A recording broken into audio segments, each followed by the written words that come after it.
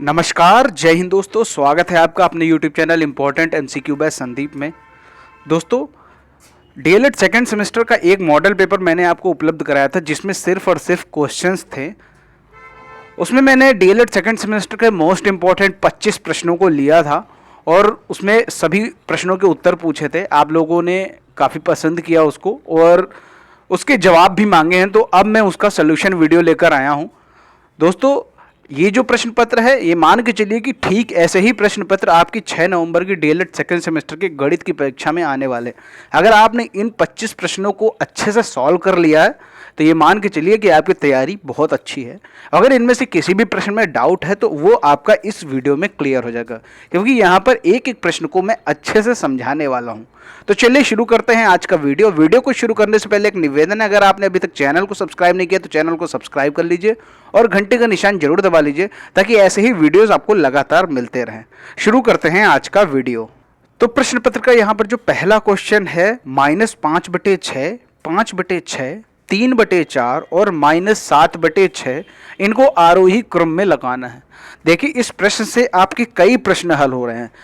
या तो इनमें कभी ये पूछा जा सकता है कि ये परिमेय संख्याएं दे रखी हैं, इनमें आप सबसे बड़ा छांटिए कौन सा है। यह भी प्रश्न आ सकता है कि इन सभी परिमेय संख्याओं में सबसे छोटी परिमेय संख्या कौन सी है। या फिर पूछ देंगे कि इसको आरोही क्रम में सजाओ, या फिर पूछ सकते हैं कि अवरोही क्रम में सजाओ। देखो, ये चारों प्रश्न एक ही प्रश्न में मैंने समाहित कर दिए हैं। मैंने पूछा है कि इनको आरोही क्रम में लिखो, तो आरोही क्रम में लिखने के लिए हमें यह पता होना चाहिए कि कौन बड़ा है कौन छोटा है, तभी तो हम उसको आरोही क्रम में लगा सकते हैं। क्योंकि आरोही क्रम का ये मतलब होता है कि सबसे पहले हम सबसे छोटी संख्या लिखेंगे, फिर उससे बड़ी लिखेंगे, फिर उससे बड़ी और लास्ट में सबसे बड़ी। तो इस तरह हमें लिखना होता है आरोही क्रम में। तो हमें सबसे पहले यह पता लगाना होगा कि कौन सी संख्या सबसे छोटी है और कौन सी सबसे बड़ी। तो यहां पर ये देख लेते हैं हमें यह पता लगाने के लिए कि कौन सी संख्या सबसे छोटी है और कौन सी सबसे बड़ी है, तो यहां पर हमें इनके हर को बराबर करना होगा। जैसे यहां पर लिखा है 5/6, -5/6, यहां पर 5/6 लिखा है, यहां 3/4 लिखा है, यहां -7/6। देखो, सब में तो हर में 6 है, लेकिन एक संख्या है जिसमें 4 है। ठीक है, तो इसका ये मतलब है कि हमें सबसे पहले इन सभी के हर को बराबर करना होगा।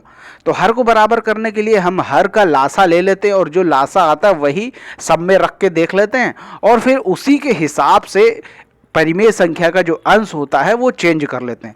जैसे हम 6 और 4, ये देखिए ये 6 है और ये आपका नीचे 4 है, तो इन दोनों का हम लासा निकालेंगे तो आएगा 24। तो सबसे पहले हम क्या करेंगे कि हर संख्या के नीचे हम 24 लिख देंगे। हर संख्या के नीचे हमने 24 लिख दिया। अब हमें यह देखना कि यहाँ कितना था, 6 था और यहाँ 4 है। तो 6 का कितने में हम गुणा कर रहे हैं जो 24 आ रहा है, 6 का हम 4 में गुणा कर रहे हैं तब हमें 24 मिल रहा है। तो हम ऊपर वाले को भी 4 से गुणा कर देंगे, तो -5 × 4 हो जाएगा -20। ये चीज़ तो आपको क्लियर हो गई होगी। उसी तरह हमें यहाँ भी करना, ये होता है 6 चौको 24, तो 5 चौको 20 हो गया। ये हो गया 4 छंग 24, तो 6 तियां 18 हो गया। 6 चौको 24, तो 4 सत्ते 28 हो गया माइनस का। तो ये चीज़ आपको क्लियर हो गई कि हमने सबके हर बराबर कर दिए और किस तरह बराबर किए ये आपने अच्छे से देख लिया। अब यहां पर आप ये देख लीजिए कि जो माइनस की सबसे बड़ी संख्या होगी, एक्चुअल में सबसे छोटी संख्या वही होती है।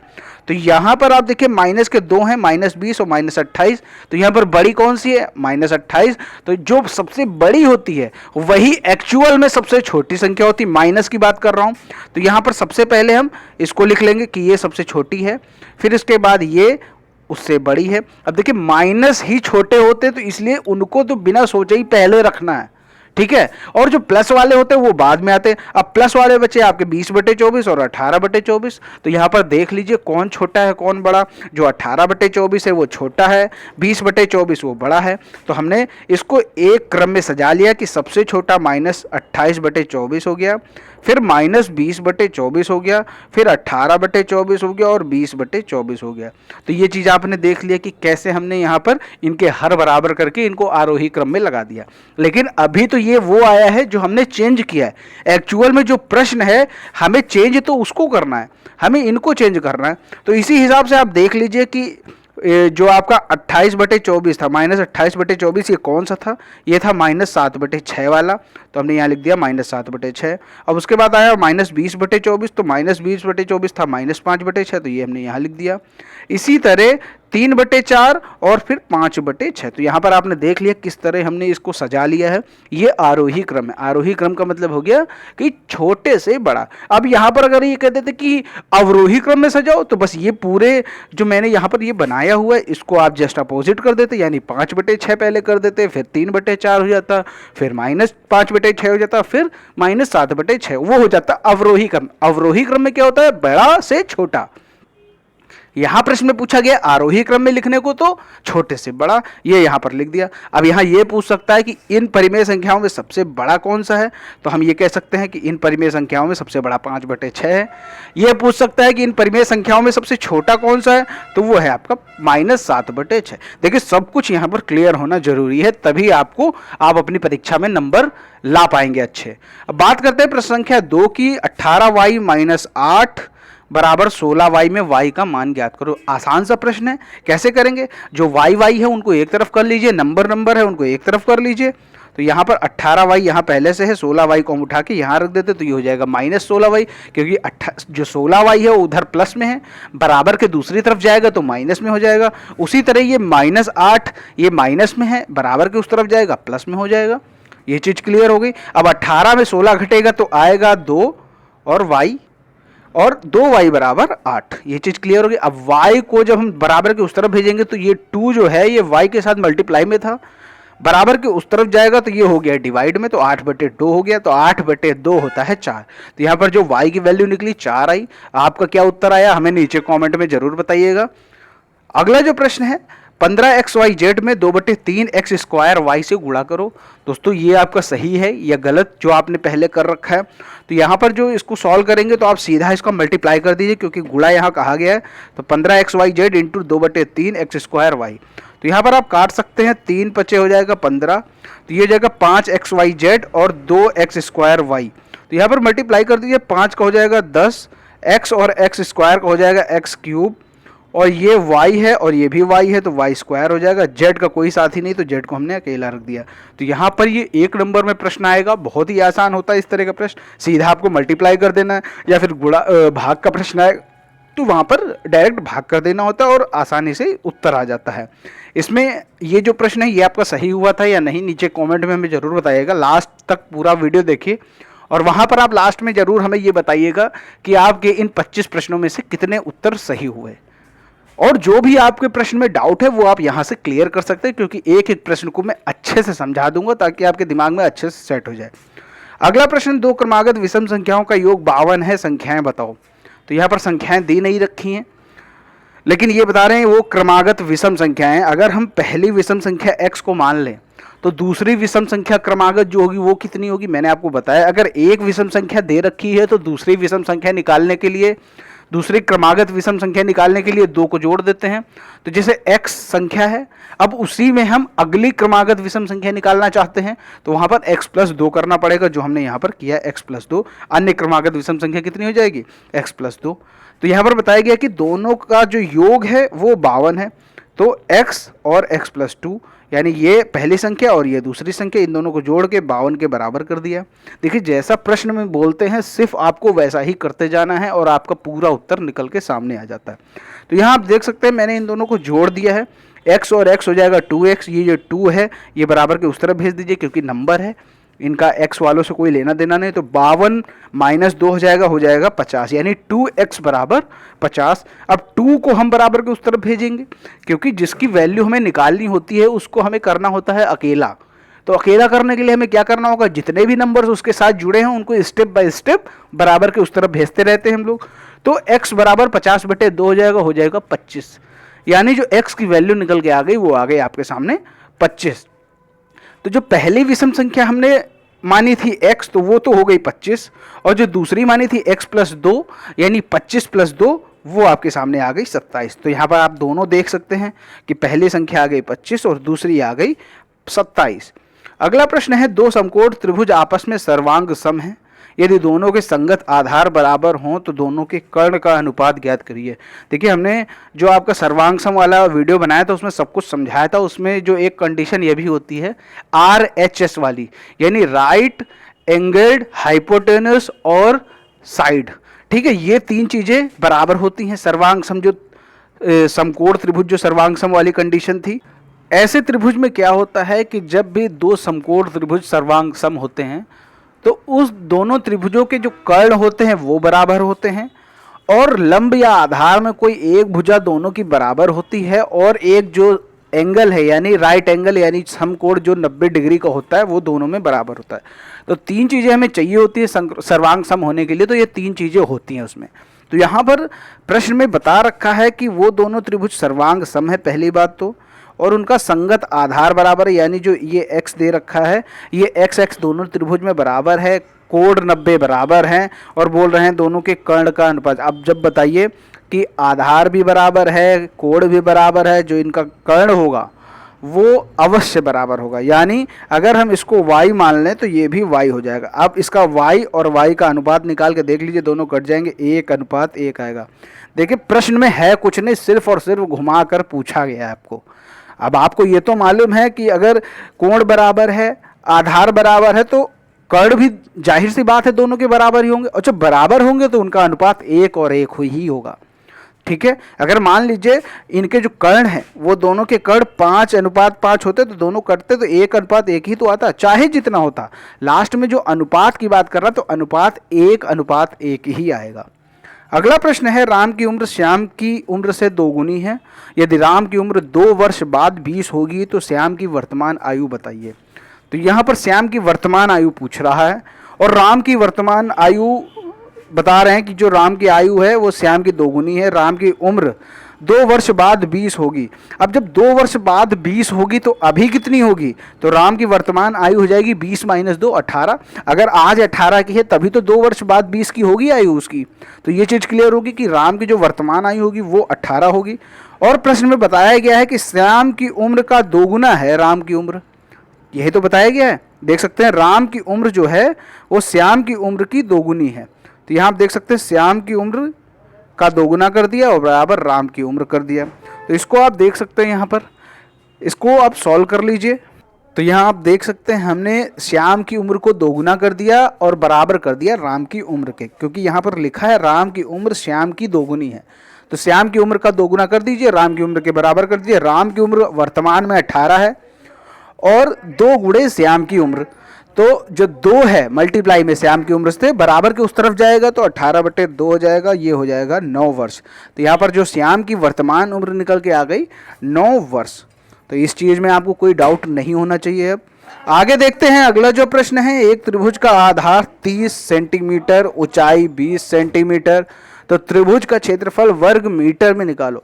देखिए प्रश्न को ध्यान से जरूर पढ़िएगा, ऐसा ना हो कहीं इकाई में डिफरेंस दे रखा हो, यानी जो आपकी आधार किसी और में दे रखा हो और आपका आंसर यानी क्षेत्रफल किसी और में मांग रहा हो। जैसे यहाँ पर इस प्रश्न में दे रखा है कि आधार सेंटीमीटर में दे रखा है और जो क्षेत्रफल वर्ग मीटर जो पूछा जा रहा है वो वर्ग मीटर में दे रखा है। तो ये चीज़ आपको क्लियर होनी चाहिए। जब जो आंसर है वो वर्ग मीटर में मांग रहा है तो हमें जो सेंटीमीटर है उसको मीटर में पहले बदलना होगा, उसके बाद जब हम सॉल्व करेंगे तो उसके बाद वहाँ पर हम जो आंसर आएगा वो वर्ग मीटर में ही आएगा। तो यहाँ पर हम आधार हमें दे रखा है 30 सेंटीमीटर, तो 30 सेंटीमीटर को हम मीटर में कन्वर्ट कर लेते हैं तो 30/100 हो जाएगा 0.3 मीटर। तो हमने 30 सेंटीमीटर को मीटर में कन्वर्ट कर लिया। ऊंचाई को देख लेते हैं, 20 सेंटीमीटर है, इसको 20 सेंटीमीटर तो इसको मीटर में कन्वर्ट कर लेते हैं तो 20/100 कर दिया तो 0.2 मीटर। तो ये चीज़ क्लियर होगी। अब त्रिभुज का क्षेत्रफल आसानी से निकाल लीजिए। यहाँ पर आप देख सकते हैं त्रिभुज का हमने क्षेत्रफल निकाल लिया है, 1/2 इंटू आधार गुणे ऊंचाई।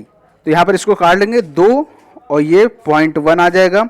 तो यहाँ पर जो इसका आंसर आएगा 1 का गुणा 0.3 में करेंगे और 0.1 में गुणा करेंगे तो इसका जो उत्तर आएगा 0.03 वर्ग मीटर। 0.03 वर्ग मीटर इसका आंसर आ जाएगा।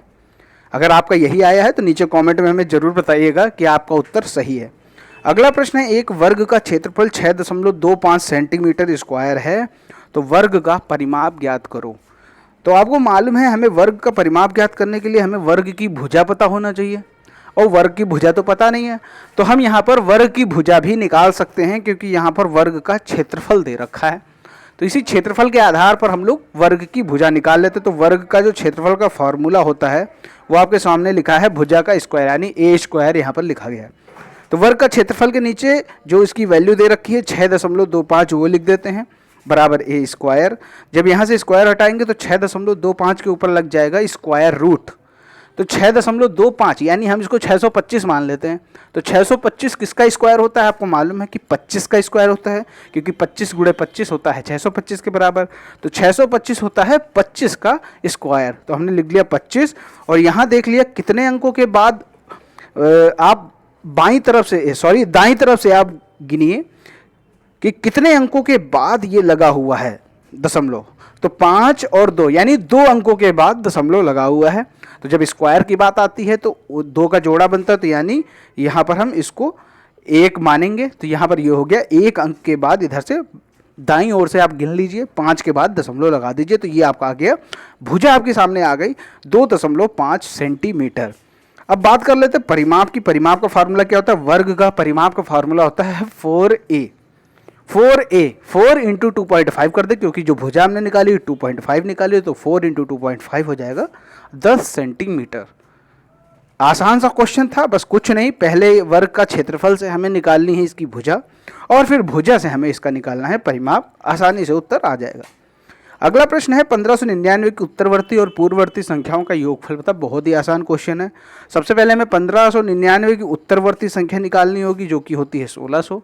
यानी उत्तरवर्ती का मतलब है कि 1 जोड़ दीजिए तो आ गया 1600, और पूर्ववर्ती का मतलब होता है 1 घटा दीजिए, यानी 1599 की जो पूर्ववर्ती होगी वो 1598 हो गई। अब दोनों का करना है यहाँ पर योगफल, तो हमने योगफल कर दिया 1600 प्लस 1598, तो इसको जोड़ेंगे तो आएगा 3198। आपका क्या उत्तर आया हमें नीचे जरूर बताइएगा। अगला प्रश्न है 100 माइनस एक्स स्क्वायर का मान क्या होगा। तो यहाँ पर हम देख रहे हैं जो 100 है वो किसी संख्या का स्क्वायर होता है।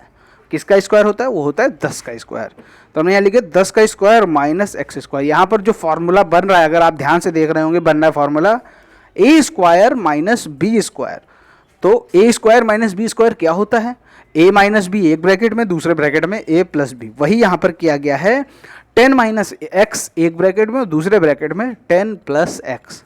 तो ये चीज़ आपको क्लियर हो गई होगी उम्मीद करता हूँ। आगे देखते हैं। अगला प्रश्न है 2 संख्याओं का योग 54 है। एक संख्या अन्य की दोगुनी है तो दोनों संख्याएं ज्ञात करो। यानी कोई 2 संख्याएं हैं, उनका योगफल 54 है, एक संख्या दूसरी संख्या की दोगुनी है। तो मान लेते हैं पहली संख्या x, दूसरी संख्या 2x हो जाएगी, क्योंकि एक संख्या दूसरी की दोगुनी है।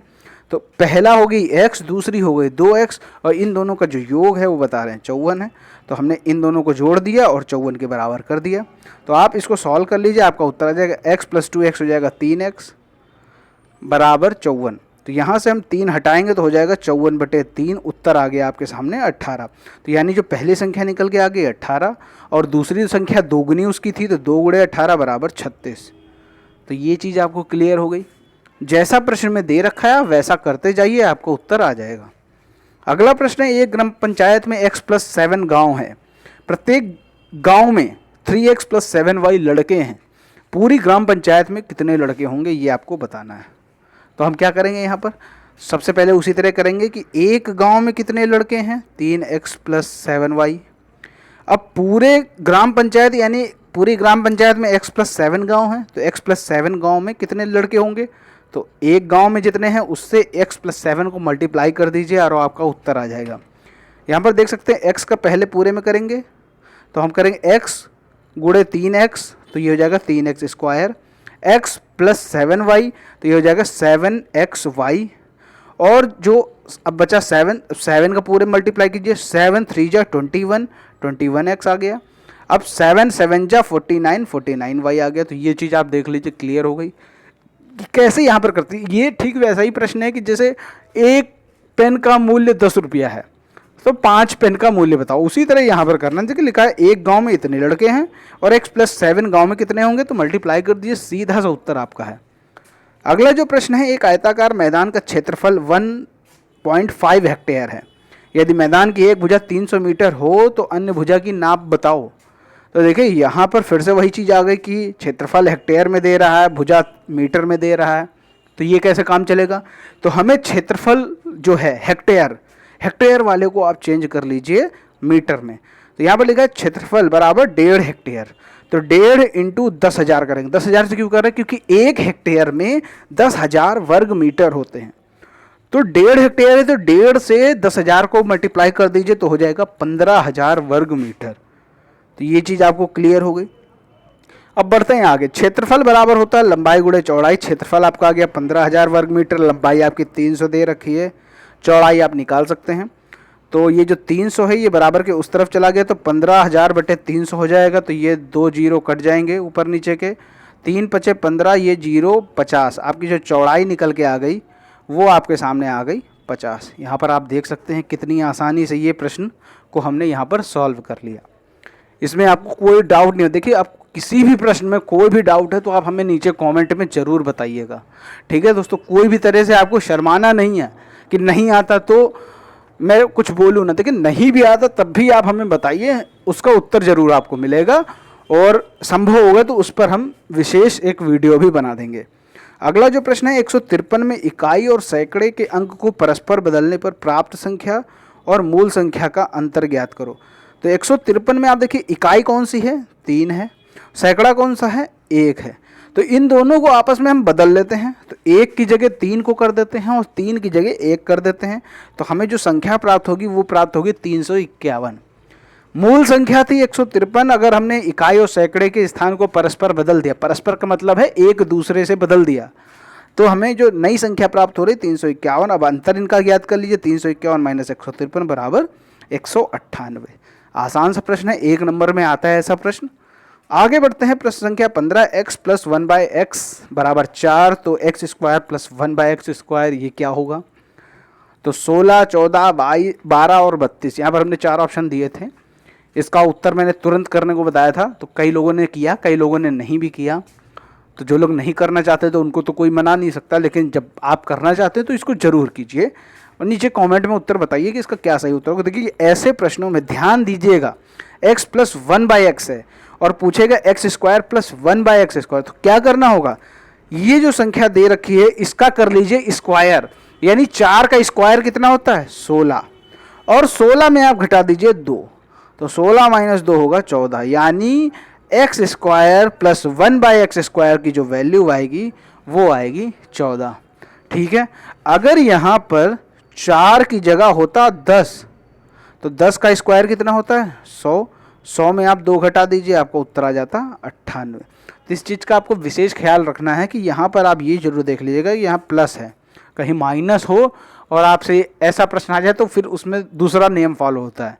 उसमें क्या होता है, उसमें दूसरी तरफ जाकर जुड़ जाता है। ठीक है, आगे देखते हैं 16वां प्रश्न। आज का तापमान 38 डिग्री सेल्सियस है, बीते हुए कल का तापमान -14 डिग्री सेल्सियस था, तो कल से आज के तापमान में कितनी वृद्धि या बढ़ोतरी हुई है। तो इसको देख लेते हैं कि देखिए तापमान में वृद्धि कैसे निकालेंगे, जो आज का तापमान है उसमें कल का तापमान घटा दें तो क्या होगा, वृद्धि हमें पता चल जाएगी। तो कैसे सॉल्व करेंगे, तो यहाँ पर लिख देते हैं आज का तापमान कितना है 38 माइनस, और कल का कितना तापमान था -14 डिग्री। तो ये हम इसको सॉल्व कर लेते हैं। जब माइनस माइनस खुलेगा ब्रैकेट तो हो जाएगा प्लस, 38 प्लस 14 हो जाएगा 52 डिग्री सेल्सियस। तो यहाँ पर जो इसका उत्तर आएगा वो आएगा 52 डिग्री सेल्सियस की, मतलब कल से लेकर आज के तापमान में 52 डिग्री सेल्सियस की बढ़ोतरी हुई है। आगे देखते हैं, अगला प्रश्न है -8x प्लस 6 बराबर -12x माइनस 36। इसको हल करना है, x वालों को एक तरफ कर दो, नंबर वालों को एक तरफ कर दो, आपका उत्तर आ जाएगा। ये 8x पहले से है, -12x इधर आएगा तो हो जाएगा प्लस का 12x। इसको सॉल्व कर लीजिए आप। इसके बाद क्या होगा, तो इसको सॉल्व कर लीजिए आप। 12x माइनस 8x हो जाएगा 4x, और -36 माइनस 6 हो जाएगा आपका माइनस का 42। तो ये 4x जो है यहाँ से 4 हटाएंगे तो नीचे आ जाएगा -42/4। इसको 2 से काट लेंगे, 2 दूना 4 और ऊपर आ जाएगा 21। तो इसका जो x की वैल्यू यहाँ पर निकल के आ गई -21/2। देखिए, अगर कभी जो उत्तर है वो ऐसा हो कि आपको लगे कि अरे ये अच्छा नहीं लग रहा देखने में, तो उस पर कभी मत जाइएगा। जैसे यहाँ पर -21/2 आया, पूरी वैल्यू नहीं आई, तो आप ये मत सोचिए कि ये उत्तर गलत है। आप सिर्फ और सिर्फ पूरे प्रोसेस और पूरे नियम के अनुसार प्रश्न को सॉल्व कर दिए, उत्तर कुछ भी आए वही सही होता है। आगे बढ़ते हैं, अगला प्रश्न है x square plus 4x minus 12 का गुणनखंड करना है। गुणनखंड करना मैंने बहुत बार आपको बताया है। क्या कीजिए, ये जो नंबर दिया हुआ है माइनस का 12, इसको 12 ही ले लेते हैं, ये 12, और एक्स स्क्वायर का कितना गुणांक है, कुछ भी नहीं है, तो यहाँ पर हम 1 मानते हैं, यानी 12 गुणे 1 बराबर 12 हो जाएगा। अब ये जो 4x है, 4x को हमें ऐसे दो फॉर्मों में तोड़ना है कि जिनका जोड़ या घटाना तो 4x आए, लेकिन उनका गुणा 12 ही आना चाहिए। तो हम 6 और 2 के फॉर्म में तोड़ सकते हैं 4x को, 6x माइनस 2x, ये 4x ही आएगा। तो हमने 4x को इन दो फॉर्मों में तोड़ लिया, माइनस का 12 कर दिया। अब इसको क्या करेंगे, आप देख सकते हैं एक्स स्क्वायर प्लस 6x में कॉमन ले लीजिए x, तो जब यहाँ से एक्स स्क्वायर से x कॉमन लेंगे हो जाएगा x, 6x से x कॉमन लेंगे तो बचेगा 6। तो ये हमने यहाँ से कॉमन ले लिया, ठीक है। और उसके बाद ये जो x प्लस 6 कॉमन आया है, इसको उठा के हम सेम टू सेम ऐसे ही रख देंगे दूसरी तरफ, याद रखिएगा, ऐसे ही हम उधर रख देंगे। और उसके बाद ये जो x है और इसके जस्ट ऊपर देखिए क्या लिखा हुआ है, माइनस का 2x। तो जब यहाँ पर हमने x लिया है और ऊपर है माइनस 2x, तो यहाँ से x हम काट देंगे, तो कितना बचेगा, बचेगा माइनस का 2। तो यही सेम माइनस 2 हम उठाकर नीचे रख देंगे। तो ये आपका समझ लीजिए अगला स्टेप हो गया। अब यहाँ पर हम x प्लस 6 कॉमन ले लिए, ये हो गया, और ये x और ये माइनस 2, एक ब्रैकेट में हो गया x माइनस 2, दूसरे ब्रैकेट में हो गया x प्लस 6। तो ये चीज़ है गुणनखंड करने का तरीका, बेहद आसान होता है, बस थोड़ा सा आपको यहाँ पर माइंड लगाने की जरूरत होती। अगला प्रश्न है, एक वर्ग और आयत के क्षेत्रफल समान है। यदि आयत की लंबाई 16 मीटर और चौड़ाई 4 मीटर हो तो वर्ग की भुजा ज्ञात करो। यहाँ पर वर्ग और आयत के क्षेत्रफल समान दे रखे हैं और आयत की लंबाई चौड़ाई दे रखी है, तो हम क्या करते हैं, यहाँ पर क्षेत्रफल निकाल लेते हैं। आयत का क्षेत्रफल हो जाएगा लंबाई गुणे चौड़ाई, मतलब 16 गुणे 4 बराबर 64 वर्ग मीटर। तो यहाँ पर बताया गया वर्ग का और आयत का दोनों के क्षेत्रफल समान है, तो हम यहाँ लिख सकते हैं कि वर्ग का क्षेत्रफल बराबर ए स्क्वायर होता है, तो क्षेत्रफल की जगह इसकी वैल्यू रख दी, क्योंकि आयत का और वर्ग का क्षेत्रफल बराबर है, ये बताया गया था प्रश्न में। तो हम क्या करेंगे, दोनों को बराबर कर देते हैं। फिर यहाँ हमने लिख दिया ए स्क्वायर बराबर 64 हो गया। तो जब यहाँ से स्क्वायर हटाएंगे तो 64 के ऊपर लग जाएगा आपका अंडर रूट, स्क्वायर रूट लग गया यहाँ पर 64 के ऊपर। अब 64 किसका स्क्वायर होता है, 8 का स्क्वायर होता है। तो ए बराबर जो वैल्यू आ गई 8 मीटर, यानी जो वर्ग की भुजा आ गई 8 मीटर। दोस्तों ये आपका सही था या गलत, नीचे कमेंट में हमें ज़रूर बताइएगा, और लास्ट में ये ज़रूर शेयर कीजिएगा कि आपके 25 में से कितने प्रश्न सही हुए। अगला प्रश्न है 16/42 का गुणात्मक और योज्य प्रतिलोम लिखो। तो 16/42 का गुणात्मक प्रतिलोम क्या होता है, जस्ट अपोजिट कर देते हैं, यानी अंश को हर में और हर को अंश में। तो ये आपको गुणात्मक प्रतिलोम हो जाएगा, 42/16 हो जाएगा। 16 ऊपर है 42 नीचे है, तो जो गुणात्मक प्रतिलोम होगा 42 ऊपर हो जाएगा 16 नीचे। योज्य प्रतिलोम की बात करें तो बस केवल प्लस का माइनस कर देते हैं, माइनस का प्लस कर देते हैं, संख्या में कोई चेंज नहीं करते हैं। जैसे यहाँ पर 16/42 का अगर योज्य प्रतिलोम पूछेंगे तो हो जाएगा माइनस का 16/42। तो ये चीज़ आपको क्लियर होनी चाहिए कि योज्य प्रतिलोम में क्या होता है, प्लस और माइनस चेंज करते हैं, और गुणात्मक प्रतिलोम में क्या होता है, ऊपर का नीचे और नीचे का ऊपर कर देते हैं। आगे बढ़ते हैं, 21 नंबर 75, 80, 135 का लासा ज्ञात करो। बेहद आसान क्वेश्चन है, एक नंबर में जरूर इस तरह का क्वेश्चन आता है, या तो लासा बोल देंगे निकालो, या तो बोल देंगे मासा निकालो, तो दोनों आपको आना चाहिए। लासा कैसे निकालते हैं, आप लिख लीजिए 75, 80, 135 एक लाइन से लिख लीजिए, और सबसे छोटी संख्या से काटना शुरू कीजिए। तो 2 से हमने काटना शुरू किया तो 75 कटेगा नहीं, तो हमने ऐसे ही लिख दिया। 80 कट जाएगा तो हमने यहाँ पर काट दिया, आ गया 40। फिर 135 कटेगा नहीं, ऐसे ही लिख दिया। फिर से 2 से हमने काटा, 75 कट नहीं रहा, 135 कट नहीं रहा, इसको ऐसे ही लिख देंगे, और 40 कट जाएगा तो 20 आ जाएगा नीचे। फिर 20 को फिर से काटेंगे तो 10 आ जाएगा, 10 को फिर से काटेंगे 2 से ही तो आएगा 5। तो यहाँ पर जगह 75 और 135 नहीं कट रहा था, उसको सेम टू सेम हमने ऐसे ही लिख दिया। अब जब 2 से कटेगा नहीं तो हम 3 से शुरू करेंगे। 3 से काटना शुरू किया तो 75 कट के आया 25, 5 कटेगा नहीं, 135 कट के आया 45। फिर से 3 से काटेंगे तो 25 कटेगा नहीं, ऐसे ही लिख दिया, 5 कटेगा नहीं, ऐसे ही लिख दिया, 15 कट गया तो 3 बचे, हो गया 15। अब 3 से भी कटने का खत्म हो गया। अब यहाँ पर हम काट लेते हैं 5 से, तो 5 से काटा तो 25 आ गया, ये 5 एकम 5, ये 5 एकम 5, और फिर से 5 से काटा तो सब कुछ 1 1 आ गया। जब 1 1 आ जाता है तभी हम काटना रोकते हैं, इसके बाद जितने भी नंबर्स यहाँ पर आए हैं आपके सामने, इन सभी का हम लोग क्या करते हैं, इन सभी को हम लोग आपस में कर लेते हैं गुणा। तो ये देखिए हमने यहाँ पर गुणा कर लिया है और इनका जो गुणा आया 10,800, यानी जो इनका लासा आएगा वो आपके सामने है 75, 80, 135 का जो लासा आएगा वो आएगा 10,800। इसमें कोई भी डाउट नहीं होना चाहिए क्योंकि बहुत आसान होता है ये। अगला प्रश्न है, दो संख्याओं का गुणनफल 1260 है, यदि इनका मासा 30 है तो लासा ज्ञात करो। तो यहाँ पर इसका एक फार्मूला होता है कि दोनों संख्याओं का गुणनफल बराबर मासा गुणे लासा, या हम कह सकते हैं कि पहली संख्या गुणे दूसरी संख्या बराबर मासा गुणे लासा। तो ये चीज़ क्लियर है। तो दोनों संख्याओं का गुणनफल दे रखा है 1260 और इनका मासा दे रखा है, तो मासा की जगह हमने इसकी वैल्यू रख दी 30 और गुणे लासा। अब ये 30 उठा के हम 1260 के नीचे ले जाएंगे क्योंकि यहाँ पर ये मल्टीप्लाई में है, इधर जाएगा तो डिवाइड में हो जाएगा, तो 1260 बटे 30 हो जाएगा, उत्तर आएगा लासा बराबर 42। देखिए कभी कभी प्रश्न में क्या दे रखा होता है, ये गुणनफल ना दे के आपको संख्याएँ दे देगा कि मान चलो दे देगा संख्याएँ 40 और 50 हैं।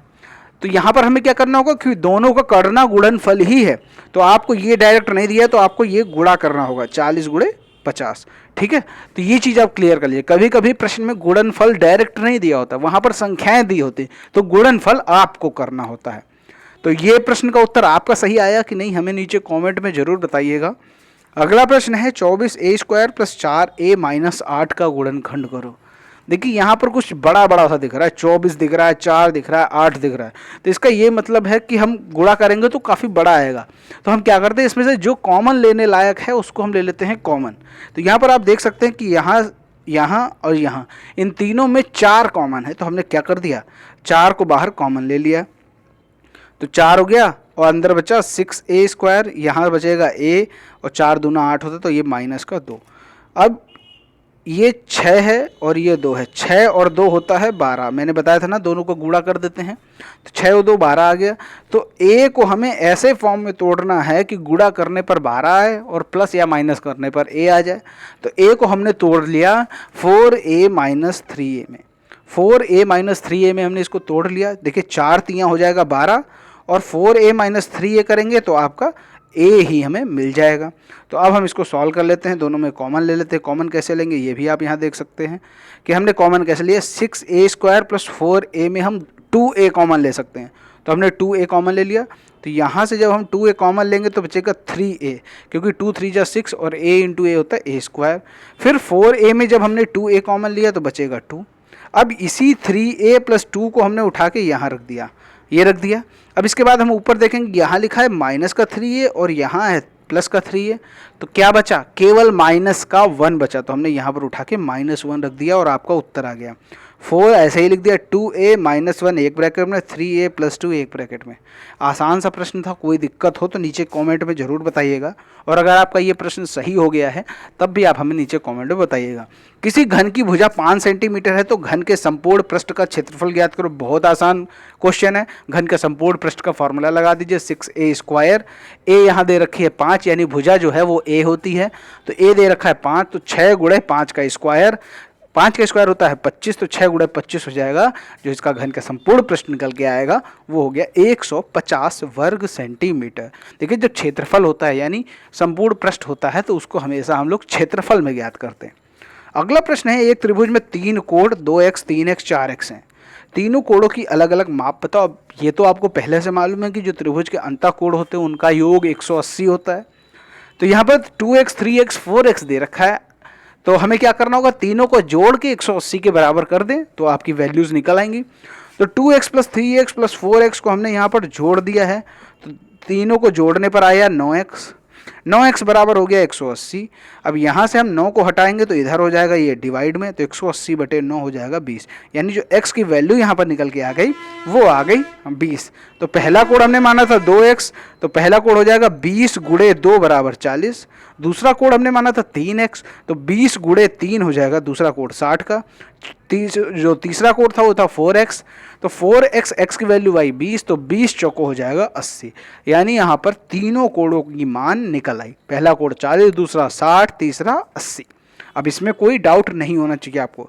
अब यहाँ पर जो लास्ट क्वेश्चन था बोनस क्वेश्चन, एक गांव की जनसंख्या प्रतिवर्ष आधी हो रही है, यदि इस वर्ष जनसंख्या 3,44,684 है तो 2 वर्ष पहले इस गांव की जनसंख्या कितनी थी, ये चीज़ आपको बताना। देखिए वर्तमान जनसंख्या है 3,44,684। देखिए हर वर्ष आधी होती जा रही, यानी अगर पिछले वर्ष 20,000 जनसंख्या थी तो इस वर्ष 10,000 रह जाएगी, यानी आधी हो जाएगी, और फिर अगले वर्ष उसकी भी आधी हो जाएगी। तो इसी तरह हमें क्या करना होगा, एक एक वर्ष पीछे लौटना होगा।